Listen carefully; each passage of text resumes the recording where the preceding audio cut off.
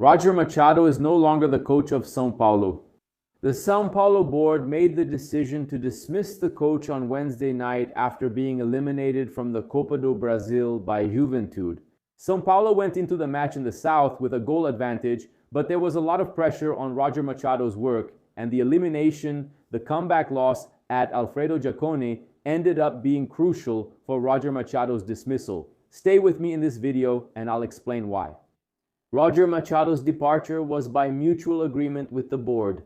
There was a conversation that lasted over an hour. According to our reporter Issa Gianola, more than an hour of discussion between Rui Costa and Rafinha, but they chose to reach this agreement with Roger to end his tenure because of the pressure. There was a lot of pressure on Roger from the very beginning of his tenure, ever since his name was brought up by the board for various reasons. Some fans don't agree com a parte tática do Roger, mainly with Roger's tactics or how he handles certain tasks and some players. Many reasons led to this increased pressure on Roger's work, and consequently, the board made the decision after the elimination. The financial issue also weighs heavily on São Paulo. Yes, the Copa do Brasil is one of the highest paying tournaments in South America, so consequently the elimination ends up weighing a lot and São Paulo misses out on 2 million.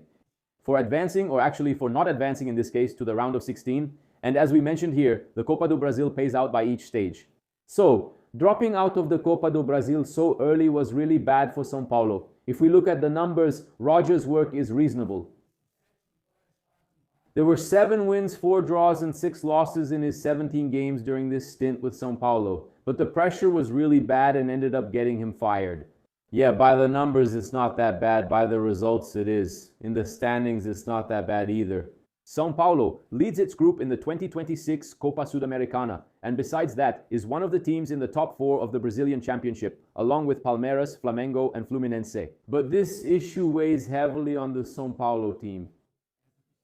Elimination from the Copa do Brasil, the increased pressure on Roger Machado, and the board decided to let him go after that comeback defeat at Alfredo Jaconi. São Paulo was losing 2-0. They managed to score a goal, which reduced Juventude's lead, and in this case, if the aggregate score remained tied, the game would go to penalties.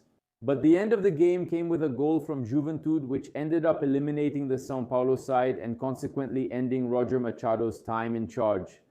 For more information, you also need to stay tuned to our website. Names will naturally come up in the next few hours, in the next few days.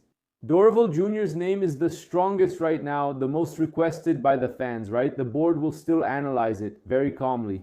Of course, it's a very recent dismissal, a very recent decision, so naturally everything will happen tomorrow. Everything will be done more calmly tomorrow by the board. The notice has already been given, the work is over, and now the start of another job will happen very soon. Dorival Jr. naturally becomes a topic among fans. He's an idol. He won the 2023 Copa do Brasil, the first in the history of the São Paulo club, so naturally he's well known. He's known as a coach who can quickly solve problems, does the basics, does the simple things as many people say, and manages to fix simple issues. He's the classic fix-it coach. Anyway, he's definitely a name that's going to come up, and other coaches will also be in high demand. And for more information, you can also stay tuned to our website and here on Lancer's YouTube channel.